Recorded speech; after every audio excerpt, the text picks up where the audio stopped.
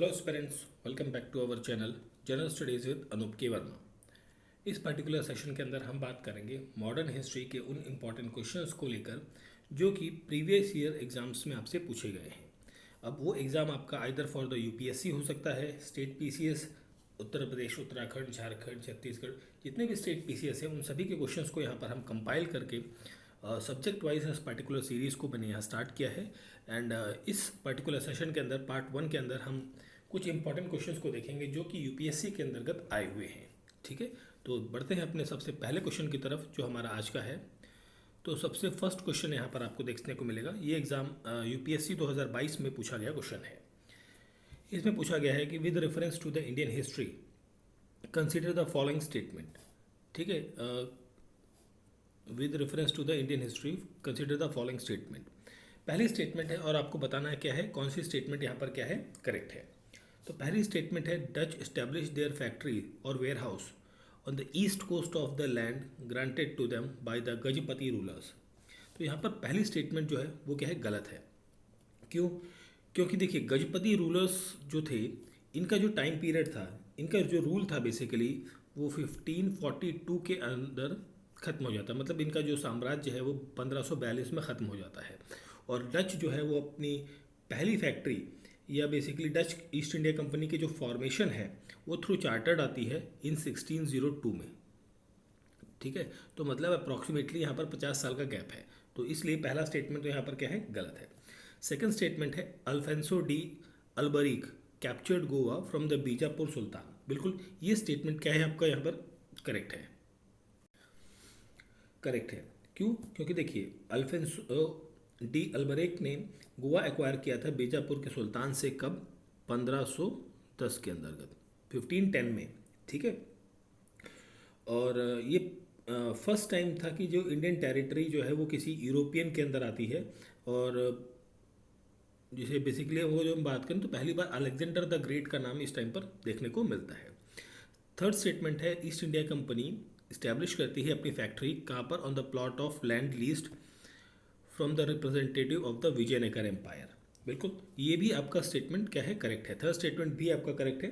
और ये कब कब होती है घटना, ये विजयनगर एम्पायर बेसिकली हम बात करें यहाँ पर ये मद्रास का जो एरिया है वहाँ पर देखने को मिलती है घटना। तो 1639 में ये चीज़ होती है। ठीक है, तो यहाँ पर सेकंड एंड थर्ड स्टेटमेंट क्या है आपकी करेक्ट है। तो दैट मीन्स ऑप्शन बी होगा यहाँ पर क्वेश्चन नंबर इस पर्टिकुलर क्वेश्चन का करेक्ट आंसर। नेक्स्ट हम बढ़ते हैं अपने अगले क्वेश्चन की तरफ। सो हमारा नेक्स्ट क्वेश्चन है यहाँ पर in the first quarter of 17th century. First quarter of 17th century की बात कर रहा है। तो just a minute, okay, first quarter of 17th century की जब हम बात कर रहे हैं यहाँ पर which of the following was or were factories of East India Company located. Okay, तो फर्स्ट क्वार्टर में कौन सी फैक्ट्रीज जो है ईस्ट इंडिया कंपनी की लोकेटेड थी यहाँ पर। ठीक है, तो यहाँ पर अगर जो हम बात करें तो फर्स्ट सेंचुरीज दैट मीन्स हम बात कर रहे हैं यहाँ पर 1600 से लेके फर्स्ट क्वार्टर है ना, तो दैट मीन्स हम 1625 के बीच की बात कर रहे हैं यहाँ पर। ठीक है, तो इस टाइम पर सूरत की फैक्ट्री, एक तो सूरत, भरूच, अहमदाबाद, आगरा एंड एक और थी मसूलीपट्टनम। ठीक है, तो इन एरियाज़ के अंदर ईस्ट इंडिया कंपनी की जो फैक्ट्री है वो लोकेटेड थी। ठीक, तो यहाँ पर भरूच का नाम है और ये जो है चिकाकोल, यहाँ पर कोई फैक्ट्री नहीं थी। और त्रिचिनोपोली यहाँ पर भी फैक्ट्री नहीं थी ईस्ट इंडिया कंपनी की इस पर्टिकुलर टाइम पीरियड में। ठीक है, तो यहाँ पर क्वेश्चन का करेक्ट आंसर आपको मिलेगा ऑप्शन नंबर ऑप्शन ए। ये 2021 का क्वेश्चन है, यूपीएससी में पूछा गया हुआ। ठीक है, इसके साथ साथ अगर जो मैं बात करूँ तो 1613 के अंदर 1613 के अंदर एक ईस्ट इंडिया कंपनी अपनी फैक्ट्री बनाती है कहाँ पे, सूरत में। ठीक है, जो हमने ऑलरेडी यहाँ पर नाम मेंशन किया है। और मसूलीपट्टनम जो था, ये मसूलीपट्टनम यहाँ पर जो फैक्ट्री बनती है वो 1616 में बनती है। ठीक है, एंड अहमदाबाद, आगरा और भरूच, इन तीन जगहों पर जो फैक्ट्री है वो 1619 में बनती है। ठीक है, 1619। और ये किसके टाइम पीरियड में था, वो था सर थॉमस रे। ठीक है, तो यहाँ पर क्वेश्चन का correct answer option number A हो जाएगा। अगला क्वेश्चन है हमारा यहाँ पर इसमें पूछा गया है which reference to the Indian history consider the following pairs. Okay, तो यहाँ पर आपका 2020 का क्वेश्चन है ये। तो पहला पेयर जो है Aurang in charge of the treasury of the state. देखिए ये जो औरंग इंचार्ज जो है वो पर्शियन टर्म है जो वेयर हाउस में यूज़ किया जाता है। ठीक है, ट्रेजरी ऑफ द स्टेट नहीं होता, ये यूज़ किया जाता है basically for the term of warehouse के लिए। वेयर हाउस के लिए ये टर्म इस्तेमाल किया जाता है। तो पहला तो यहाँ पर गलत है, आपसे पूछा गया है करेक्टली पेयर्ड। और अगला है Banian Indian agent of East Indian company. तो ये बेसिकली करेक्ट है। ये इंटरमीडिएट ट्री होते हैं यूरोपियन मर्चेंट्स के बीच में, बेसिकली हम जिसे बिचौलिया कहते हैं। ठीक है, तो यहाँ पर सेकंड स्टेटमेंट क्या है, करेक्ट है, सेकंड पेयर। थर्ड है mirasidar designated revenue payer of the state, ये भी आपका करेक्ट है। ये बेसिकली रावतवाड़ी सिस्टम जो आया था मद्रास प्रेसिडेंसी के अंदर जब इस्टेब्लिश हुआ था, ये उससे पहले का एक पद उस टाइम पर हुआ करता था। तो यहाँ पर सेकंड एंड थर्ड करेक्ट है, that means option number B होगा क्वेश्चन का करेक्ट आंसर। अगला क्वेश्चन है हमारा Which of the following statement correctly explains the impact of Industrial Revolution on India during the first half of 19th century? This question has been asked in 2020 in the UPSC examination. So यहाँ पर Indian handicraft were renewed basically भारतीय हस्तशिल्प कला को बर्बाद हो गया था यहाँ पर इंडस्ट्रियलाइजेशन की वजह से। ठीक है, क्योंकि मुगल पीरियड के अंदर इंडियन हैंडीक्राफ्ट जो है वो प्रोड्यूस होता था एक अच्छी क्वालिटी क्वांटिटी में, जैसे कि मतलब 200 variety of cotton silk fabric जो है यहाँ पर इंडिया के अंदर वो एक्सपोर्ट किया जाता था भारत से डिफरेंट एरियाज़ के अंदर। और मशीन्स के आने की वजह से उन सभी जो इंडस्ट्रीज़ थी उन पर काफ़ी ज़्यादा इम्पैक्ट देखने को मिलता है। ठीक है, नेक्स्ट क्वेश्चन है हमारा यहाँ पर question the staple commodity of export by the English East India Company from the Bengal in the middle of 18th century were। 18वीं शताब्दी के मध्य में बंगाल से अंग्रेजी ईस्ट इंडिया कंपनी द्वारा निर्यात का प्रमुख वस्तुएं कौन सी थी, मतलब मेन जो इंग्रेडिएंट्स थे या थिंग्स थी जो एक्सपोर्ट की जाती थी, ये पूछा गया है 2018 के यूपीएससी एग्जाम्स के अंदर। तो देखिए यहाँ पर अगर जो मैं बात करूँ तो ईस्ट इंडिया कंपनी अप्रॉक्सीमेटली कब इस्टेब्लिश होती है, थ्रू द चार्टर्ड, ये आती है 1600 के अराउंड भारत के अंदर। ठीक है, और by the queen Elizabeth first के एक बेसिकली ऑर्डर की वजह से। ठीक है, और यहाँ पर जो फाइन क्वालिटी ऑफ कॉटन या सिल्क जो भारत में प्रोड्यूस होता था उसका एक बहुत बड़ा मार्केट था कहाँ पर, यूरोप के अंदर। और उसके साथ साथ में यहाँ पर कॉटन सिल्क जो बेसिकली जो हम बात कर रहे हैं ये आपका बंगाल से मेजरली एक्सपोर्ट होता था। ठीक है, और साथ में इंडिगो और स्टैपल्स भी आपके यहाँ पर मेजर इम्पोर्टर रहते थे। तो देखिए यहाँ पर आपका जो ऑप्शन बनेगा वो बनेगा cotton silk staple and opium. ठीक है, opium, that is option number D होगा यहाँ पर क्वेश्चन का करेक्ट आंसर। नेक्स्ट क्वेश्चन है हमारा यहाँ पर economically one of the result of British rule in India in 19th century was. अब यहाँ पर जो इम्पॉर्टेंट फैक्टर रहेगा वो रहेगा commercialisation of Indian agriculture. Bharat में जो एग्रीकल्चर था वो पहले क्या होता था कि एक जो किसान है वो अपनी खेती करता था तो वो अपने लिए करता था। अब यहाँ पर उन्हीं चीज़ों का कमर्शलाइजेशन चालू हो गया। ठीक है, ब्रिटिश रूल जो 19th सेंचुरी में आता है उसका जो एक कमर्शलाइजेशन एग्रीकल्चर का देखने को मिलता है उसकी वजह से। ठीक है, तो ऑप्शन सी यहाँ पर रहेगा करेक्ट आंसर। नेक्स्ट क्वेश्चन है हमारा 2012 में पूछा गया क्वेश्चन। इसमें पूछा गया है कंसिडर द फॉलोइंग स्टेटमेंट्स, और आपको बताना है विच of the above were introduced into the India by the English. Britishers के द्वारा कौन सी चीज़ भारत में यहाँ पर इंट्रोड्यूस की गई है, ये आपको बताना है। ओके, फर्स्ट है assessment of land revenue on the basis of nature of soil and quality of crop. ये मॉरियंस के टाइम पर, ये ब्रिटिशर्स के टाइम पर नहीं थी, this has been started from the period of मॉरियंस।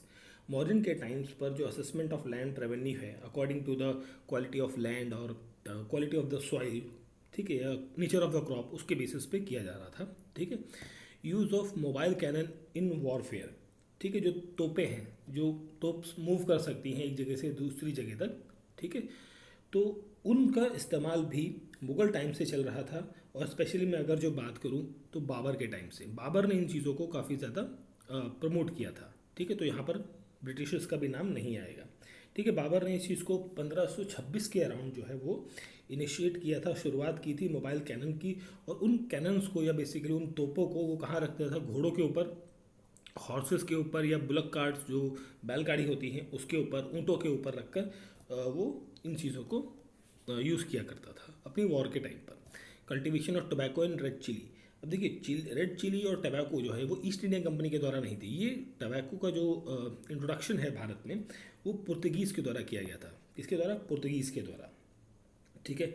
और साथ साथ यहाँ पर टोबैको के साथ स्वीट पोटैटो, रेड चिली या पाइन एप्पल, पपाया एंड जो कैश्यू है, जिसे हम काजू कहते हैं, कैश्यू नट्स, वो भी बेसिकली किसके द्वारा इंट्रोड्यूस किए गए थे? पुर्तगीज़ के द्वारा।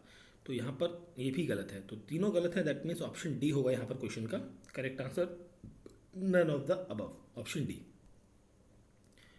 अगला क्वेश्चन है हमारा यहाँ पर, during the time of which Mughal emperor did the East India Company establish first factory in India.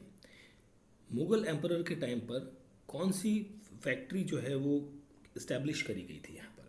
तो वो मुगल एम्परर था जहांगीर, ठीक है। मुगल एम्परर जहांगीर था, उसने ईस्ट इंडिया कंपनी जो बेसिकली EIC हम पढ़ते हैं शॉर्ट में, इसको इस्टेब्लिश करने की इजाज़त दी थी 1613 के अंदर। पहली फैक्ट्री कहाँ पर?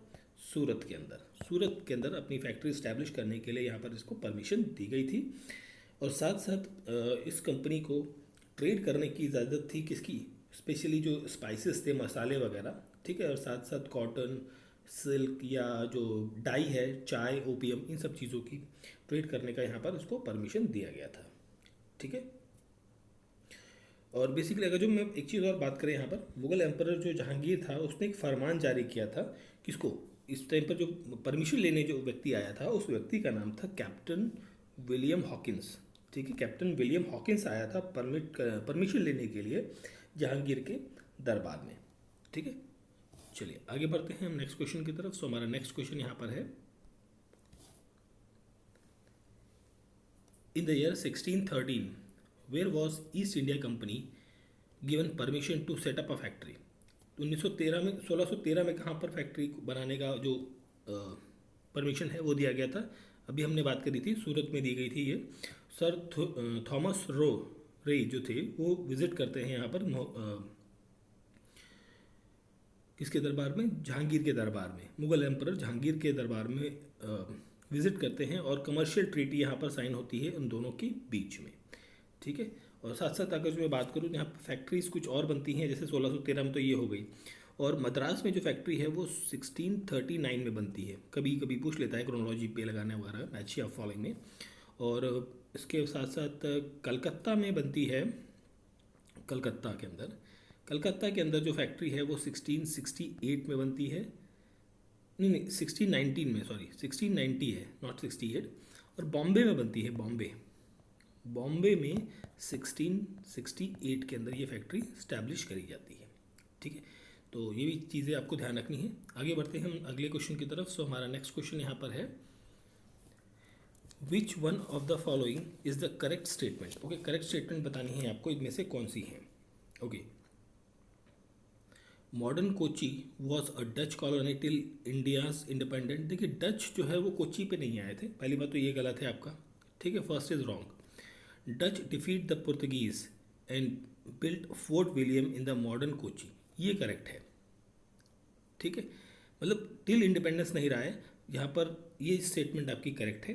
फोर्ट विलियम फोर्ट त्रिशूर जो केरला जो का जो एक एरिया है, इसे डच ईस्ट इंडिया कंपनी के द्वारा बनाया गया था। और यहाँ पर जो किंग थे, किंगडम ऑफ कोचीन, जो बेसिकली कोचीन के जो राजा थे, उन्होंने 1714 के अंदर, 1740 के अंदर डिफीट किया था पुर्तगीज़ को, ठीक है। तो यहाँ पर क्वेश्चन का करेक्ट आंसर होगा option number B. Option B होगा यहाँ पर करेक्ट आंसर। अगला क्वेश्चन है हमारा यहाँ पर, which of the following shifted his capital from Murshidabad to Munger. Munger Murshidabad से मुंगेर की राजधानी अपनी शिफ्ट करने वाले जो व्यक्ति हैं वो कौन है? वो है यहाँ पर मीर कासिम। ऑप्शन डी होगा यहाँ पर करेक्ट आंसर। मीर कासिम कौन है यहाँ पर? ये है नवाब ऑफ बंगाल। ये नवाब किसके हैं? बंगाल के नवाब हैं, ठीक है, जिन्होंने अपनी capital Murshidabad to Munger shift करी थी अपने टाइम पर। और इनका जो कार्यकाल था और बेसिकली टाइम पीरियड था वो था 1760 टू 63 के बीच में, ठीक है। लगभग ये 4 साल इन्होंने राज किया था। और इन्हें इनके एफर्ट और बेसिकली इनके एफर्ट जो थे मॉडर्नाइजेशन ऑफ जो एडमिनिस्ट्रेटिव सिस्टम है उसको मॉडर्नाइज करना, या मिलिट्री ऑफ बंगाल को बंगाल की मिलिट्री को स्ट्रॉन्ग करने में इन्होंने काफ़ी ज़्यादा रोल प्ले किया था, ठीक है। और इन्हीं के टाइम पर एक फेमस लड़ाई लड़ी गई थी जिसे हम कहते हैं battle of Buxar. Battle of Buxar के नाम से हम जानते हैं इस लड़ाई को, जो 1764 में लड़ी गई थी, ठीक है। वो भी इन्हीं के आसपास ही, इन्हीं के टाइम पीरियड में के आसपास ही देखने को मिलती है। अब यहाँ पर अगर जो हम थोड़ी सी इन लोगों के बारे में बात कर लें, अली वर्दी खान के बारे में, तो अली वर्दी खान जो हैं ये भी नवाब थे बंगाल के। और कब से कब तक थे? 1740 से लेकर 56 तक के बीच में। लगभग ये 16-17 साल तक रहे लगभग नवाब के बंगाल के रूप में, ठीक है।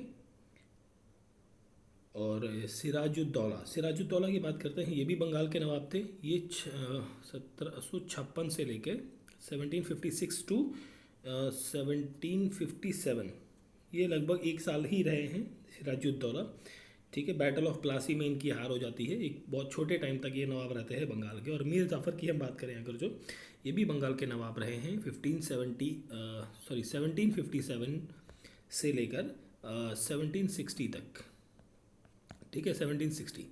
तो आप इन चारों लोगों को क्रोनोलॉजी पे भी लगा सकते हैं इनके टाइम पीरियड के अकॉर्डिंग। चलिए आगे बढ़ते हैं हम अपने अगले क्वेश्चन की तरफ। सो हमारा नेक्स्ट क्वेश्चन है यहाँ पर, विच one of the following is the correct chronological order of the battle fought in India. Okay, इनको क्रोनोलॉजी पे लगाना, कौन सा करेक्ट है आपका, ठीक है। तो सबसे पहले अगर जो हम बात करें बैटल्स की जो लड़ी गई हैं उनके बारे में, तो देखिए सबसे पहले बैटल ऑफ एम्बूर की बात कर लेते हैं। बैटल ऑफ एम्बूर, सबसे पहले यहाँ पर एम्बूर की बात करते हैं। 1746, ये 1746 में लड़ी गई थी, ठीक है। किसके किसके बीच में? मुग़ल एम्पायर और मराठा के बीच में, ठीक है। जहाँ पर मुग़ल जो है वो डिफीट हो जाते हैं, मराठा अपना कंट्रोल जो है वो कार्नेटिक एरिया के अंदर जीतते हैं, मगर मराठा विंस यहाँ पर बेसिकली मैं बात करूँ तो। फिर बैटल ऑफ प्लासी आता है, इसके बाद बैटल ऑफ प्लासी सेकंड।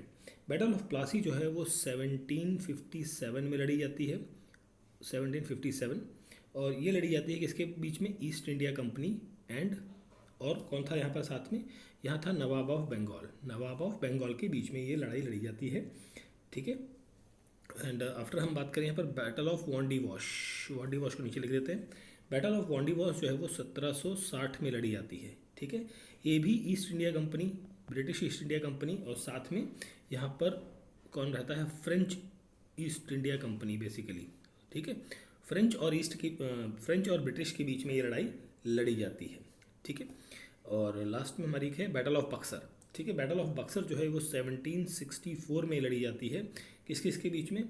ये ईस्ट इंडिया कंपनी रहती है और दूसरी तरफ कौन रहते हैं? एक कंबाइंड फोर्स रहती है मुगल्स की, ठीक है। और उसके अंदर मुग़ल एम्पायर, अवध और बंगाल, इन सभी एरियाज़ के बेसिकली जो नवाब हैं वो लोग यहाँ पर लड़ते हैं। अब देख लीजिए टाइम पीरियड की हम बात कर लें तो क्रोनोलॉजी पे ही है। सबसे पहले एम्बोर की लड़ाई, फिर बैटल ऑफ प्लासी, फिर वांडी वॉश एंड देन बक्सर, ठीक है। तो यहाँ पर ऑप्शन नंबर बी हो जाएगा क्वेश्चन का करेक्ट आंसर। चलिए आगे बढ़ते हैं हम नेक्स्ट क्वेश्चन की तरफ। सो हमारा नेक्स्ट क्वेश्चन यहाँ पर है, कंसिडर द फॉलोइंग स्टेटमेंट, और आपको बताना है करेक्ट स्टेटमेंट कौन सी है यहाँ पर, ठीक है। तो third battle of Panipat, Ahmad Shah Abdali defeat Ibrahim Lodhi. तो पहला स्टेटमेंट तो क्या है यहाँ पर आपका? गलत है, ठीक है। देखो थर्ड बैटल ऑफ पानीपत जो है, पहली बात करें हम थर्ड बैटल ऑफ पानीपत की, तो ये 1761 के अंदर लड़ी गई थी, ठीक है। और ये लड़ी गई थी मराठास के बीच में या मराठा एम्पायर के बीच में, एंड साथ में यहाँ पर कौन था साथ इनके अगेंस्ट में? यहाँ पर था अफगान एम्पायर, मराठा एम्पायर और अफगान एम्पायर के बीच में ये लड़ी गई थी, जिसे अब अहमद शाह अब्दाली ने लीड किया था बेसिकली। एंड अफगान यहाँ पर जो है वो जीतते हैं। ठीक है, अहमद शाह अब्दाली डिफीटेड इब्राहिम लोदी, नहीं यहाँ पर कौन जीत रहा था हमारा, हाँ सॉरी, अहमद शाह अब्दाली जो है लीड करते हैं और अफगान इस बैटल को जीतते हैं और मराठा एम्पायर जो है वो कमज़ोर हो जाता है। इब्राहिम लोधी जो है इस बैटल के अंदर इन्वॉल्व नहीं है। ठीक है, इब्राहिम लोधी यहाँ पर इन्वॉल्व नहीं है, ये जो वर्ड है नाम ये गलत हो जाता है यहाँ पर। ठीक है, डिफीट करते हैं बेसिकली आप ये कह सकते हैं मराठा एम्पायर को, हम लोधी का तो कोई वर्क नहीं है यहाँ पर। ठीक है, सेकंड है Tipu Sultan was killed in third Anglo Mysore war. बिल्कुल ये करेक्ट है, थर्ड नहीं, एक से आपसे इनकरेक्ट ही पूछा, नहीं करेक्ट पूछा गया ना, हाँ ये भी गलत है। क्यों? क्योंकि ये फोर्थ एंग्लो मैसूर वॉर के टाइम पर इनकी मृत्यु होती है जो 1799 के अंतर्गत होती है। ठीक है, तो ये भी गलत है। Mir Jafar enter the conspiracy with the English for the defeat of Nawab Sirajuddaulah in the battle of Plassey. Mir Jafar जो है वो एंटर कर जाता है किसके अंदर, ब्रिटिश कॉन्स्पिरेसी के अंदर, जो नवाब सिराजुद्दौला जिसमें हारते हैं बैटल ऑफ प्लासी। जो ये लड़ाई हमारी कब हो रही है, 1757 के अंतर्गत ये लड़ाई देखने को मिलती है। तो ये करेक्ट है, मतलब थर्ड स्टेटमेंट यहाँ पर करेक्ट है, दैट मीन्स ऑप्शन बी होगा यहाँ पर क्वेश्चन का करेक्ट आंसर। आगे बढ़ते हैं हम अपने अगले क्वेश्चन की तरफ। सो हमारा नेक्स्ट क्वेश्चन है which one statement is not correct, कौन सा स्टेटमेंट गलत है यहाँ पर। ठीक है, तो Ali Mardan Khan introduce the system of revenue farming in Bengal.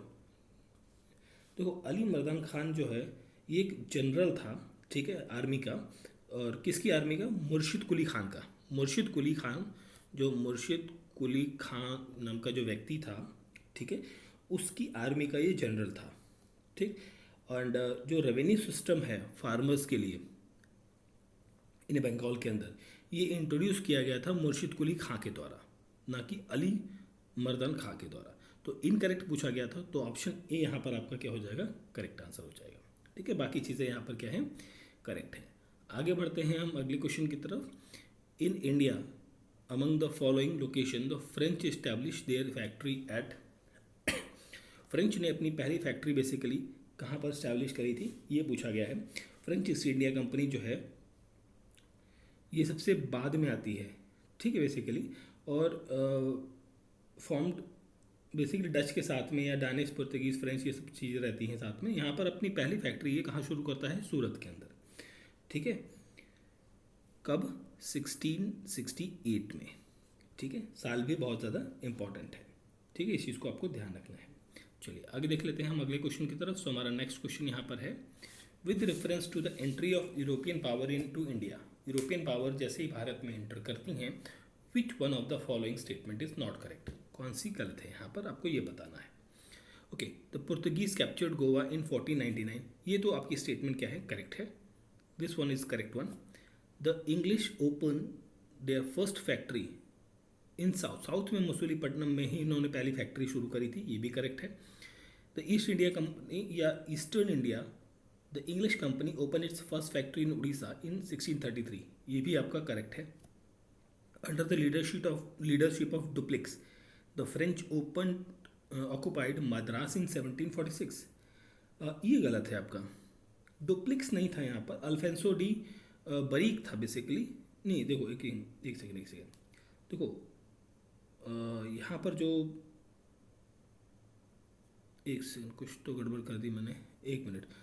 Goa captured जो है 1499 में नहीं था, एक सेकंड, ये गलत है। जो फर्स्ट स्टेटमेंट है ये करेक्ट नहीं है, गलत होगा। ठीक है, हमारा आंसर तो यही मिलेगा, थोड़ा गड़बड़ कर दी मैंने रीड करने में। ठीक है, सॉरी, इसको ज़रा दोबारा से देख लें। पुर्तगीज़ कैप्चर करता है गोवा को 1499 में नहीं, ये करता है 1510 में। ठीक है, 1510 अल्फेंसो डी अल्बरीक जो है वो एक्वायर करता है गोवा को, कहाँ से, सुल्तान ऑफ बीजापुर जो था इस्माइल आदिल खान, क्या नाम था, इस्माइल आदिल शाह से।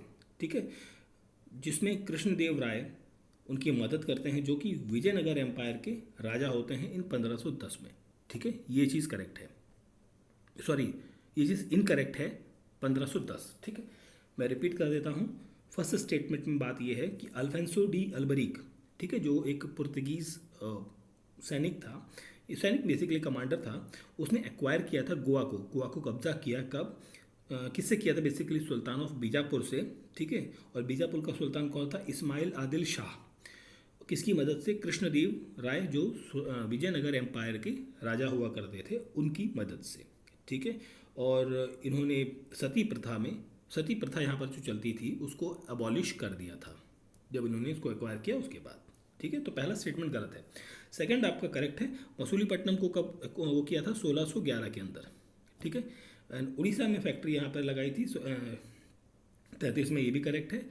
और 1746 में डुप्लेक्स ने मद्रास ऑक्यूपाई किया था, ये भी करेक्ट है, ठीक है। तो ये करेक्ट, मतलब ऑप्शन ए यहाँ पर करेक्ट आंसर हो जाएगा। थोड़ा सा गड़बड़ हो गई, ठीक है, चेक करेक्ट कर लेंगे उस चीज़ को। ओके चलिए नेक्स्ट देखते हैं। अगला क्वेश्चन है हमारा, मैच ऑफ द फॉलोइंग है।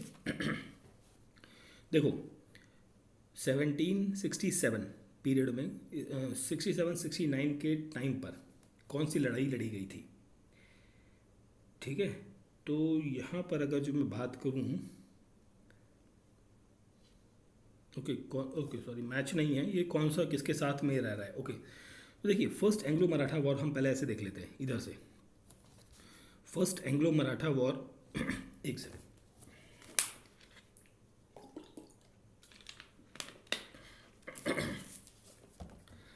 देखिए फर्स्ट एंग्लो मराठा वॉर, ठीक है, ये लड़ी जाती है 1775 टू 82 के बीच में, ठीक है। लगभग 7-8 साल लगभग ये लड़ाई चलती है। पावर स्ट्रगल था बेसिकली किसका, मराठा एम्पायर का, ठीक है। यहाँ पर ट्रीटी ऑफ सूरत जो हुई थी वो लीड करती है ब्रिटिश के सपोर्ट में, ठीक। और बेसिकली इस बैटल का जो, देखिए बैटल एक्चुअली इन जो इवेंट्स होते हैं, घटनाएं होती हैं, इसमें लड़ाई लड़ी गई, कब लड़ी गई, किसके बीच में लड़ी गई और कौन सी ट्रीटी हुई, ये बहुत ज़्यादा इंपॉर्टेंट फैक्टर रहता है। ये चीज़ें बहुत ज़्यादा याद करने वाली चीज़ें हैं। और इसके साथ में एक ट्रीटी होती है जिसे कहते हैं ट्रीटी ऑफ सालाबाई, ठीक है, ट्रीटी ऑफ सालाबाई। थोड़ा राइटिंग गड़बड़ हो रही है बट आपको मैं बोल रहा हूँ तो आप प्रोनाउंसिएशन पर थोड़ा सा ध्यान देंगे, ठीक है। तो पहला तो मैच आपका यहाँ पर नहीं बन रहा है। सेकंड क्या है, ये इसके साथ ऐसे मैचिंग चल रही है 1-1 में। सेकंड है treaty of Mysore, treaty of third Anglo Mysore war जो है वो 1792 के बीच में यहाँ लड़ी जाती है। और यहाँ पर जो ट्रीटी होती है, that treaty is called as a Srirangapatnam, treaty of Srirangapatnam, ठीक है। ट्रीटी ऑफ श्रीरंगपट्टनम जो है ये आपको यहाँ देखने को मिलती है। थर्ड है आपका first Anglo Burmese war. First Anglo Burmese war जो है 1824 से 26 के बीच में होता है, ये भी आपका करेक्ट है। और बैटल ऑफ यंगगांव ये आपको यहाँ पर इस बैटल के अंदर देखने को मिलेगा। सेकेंड एंग्लो सिख वॉर जो है ये 18 यहाँ पर नहीं, ये गलत है, ये 1848 से लेकर 1849 तक के बीच में लड़ी जाती है। सेकेंड एंग्लो सिख वॉर जो है बेसिकली, ठीक है। तो आपका second and third that means आपका ऑप्शन डी होगा यहाँ पर क्वेश्चन का करेक्ट आंसर। ये यूपीएससी 2004 का क्वेश्चन पूछा गया है। आगे बढ़ते हैं हम अपने अगले क्वेश्चन की तरफ। सो हमारा नेक्स्ट क्वेश्चन है, with which one of the following mountain tribes did the British first came to contact after the grant of Diwani in the year 1765। वर्ष 65 में दीवानी प्रदान करने के बाद अंग्रेज निम्नलिखित में से किस पहाड़ी जनजाति के संपर्क में आए थे। ये थी खासी पीपल्स, ठीक है, खासी पीपल्स, ठीक है। खासी पीपल्स जो नॉर्थ ईस्टर्न हिमालयाज का जो एरिया है बेसिकली, खासी हिल्स भी है, ठीक है, जो स्पेशली अगर जो मैं बात करूँ तो 1765 के अंदर जो मेघालय का एरिया है वहाँ पर ये लोग पहुँचे थे, ठीक है। तो ऑप्शन नंबर, अभी यहाँ पर क्यों पहुँचे थे भाई, यहाँ पर एक्चुअली इस पर्टिकुलर जो खासी का एरिया है, जो मेघालय का एरिया है, यहाँ पर टिम्बर और अदर जो नेचुरल रिसोर्सेज हैं वो एक अच्छी मात्रा में और अच्छी क्वालिटी में देखने को पाए जाते हैं।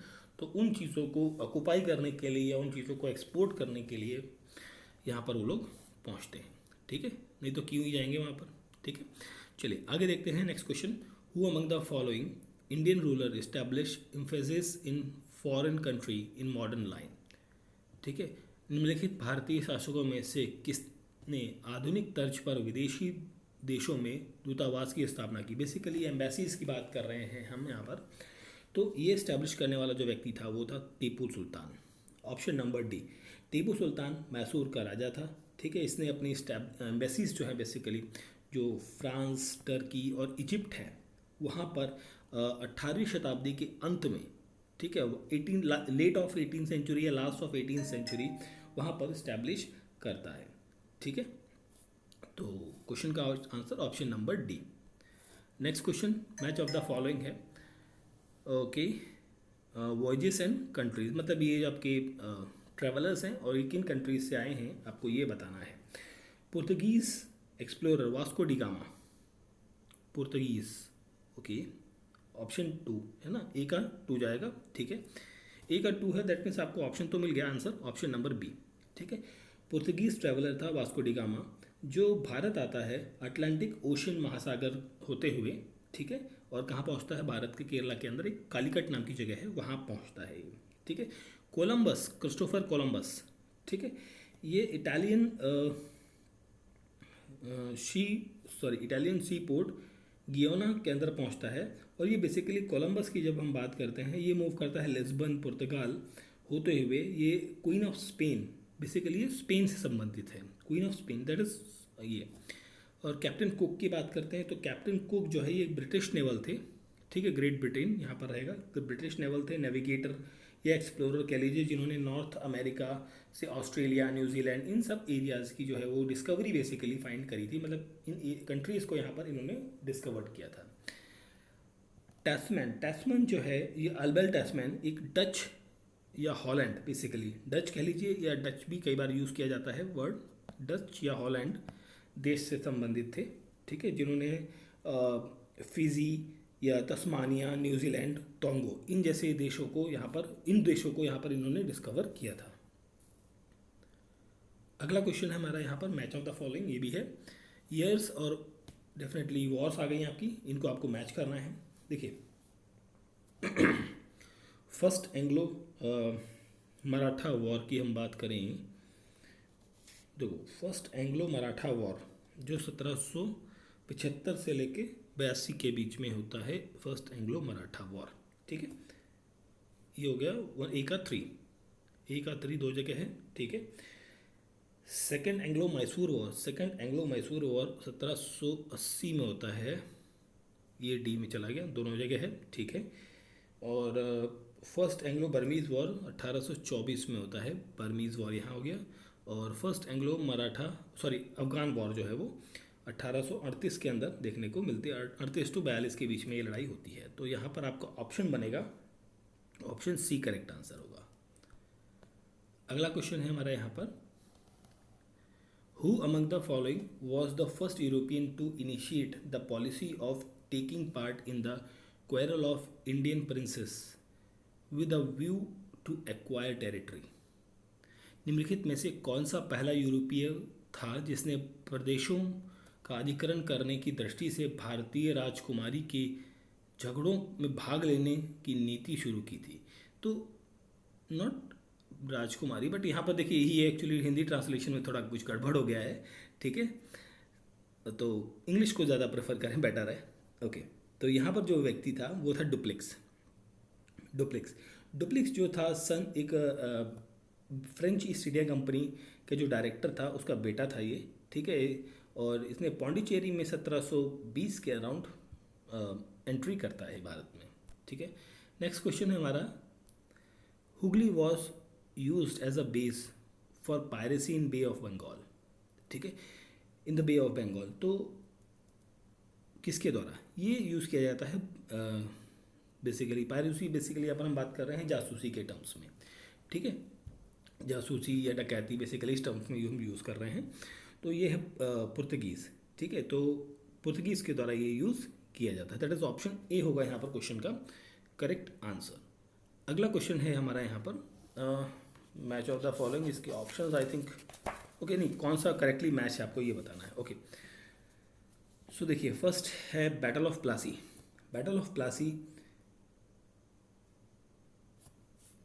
प्लासी रहेगा, बक्सर क्यों रहेगा, मैं प्लासी बोल रहा हूँ, दैट इज़ ये गलत है भाई, पहला तो करेक्टली पूछा है, ये गलत है आपका। बैटल ऑफ प्लासी होता है जो मीर जाफ़र और रॉबर्ट क्लाइव के बीच में लड़ा गया था 23 जून 1757 के बीच में, ठीक है। और बैटल ऑफ बक्सर की जब हम बात करते हैं, ये 1764 के अंदर लड़ा जाता है, जहाँ पर ब्रिटिश ईस्ट इंडिया कंपनी, जिसे हेक्टर मुनरो लीड करते हैं, और साथ साथ एक कंबाइंड फोर्स होती है जो मीर कासिम, नवाब ऑफ बंगाल सिराजुद्दौला और नवाब ऑफ अवध, और जो लास्ट मुगल एम्परर थे शाह आलम सेकंड, ठीक है, ये सब लोग यहाँ पर रहते हैं, किसमें, बैटल ऑफ बक्सर में। But battle of Plassey Mir Jafar और रॉबर्ट क्लाइव के बीच में होती है।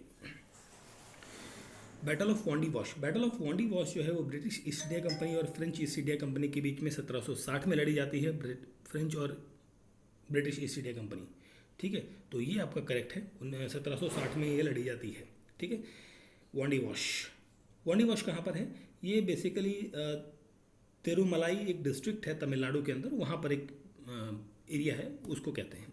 बैटल ऑफ, पहला तो करेक्ट पूछा था तो ऑप्शन तो हमें मिल गया, आगे देख लेते हैं। Battle of Chandiwala, battle of Chandiwala जो है ये 1849 में लड़ी जाती है ईस्ट इंडिया कंपनी, और देखिए ईस्ट इंडिया कंपनी में तो ठीक है डलहौजी आ जाता है, चलो इमेजिन भी कर लो आप, बट यहाँ पर सिख एम्पायर होता है ना कि मराठा एम्पायर, ठीक है, दिस इज सिख एम्पायर के साथ में यहाँ पर होता है।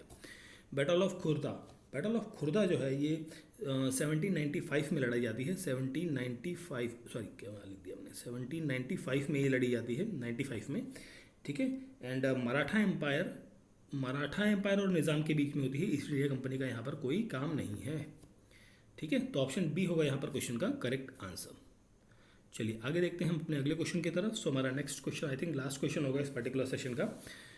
The first to start a joint stock company for trade with India were, ठीक है। तो ये कौन सी है, this is the Dutch, option B होगा यहाँ पर करेक्ट आंसर, ठीक है। अब यहाँ पर Dutch east India company establish होती है world first stock market in Amsterdam में इन 1602 के अंदर, 1602 के अंदर यहाँ पर होती है, ठीक है। Dutch east India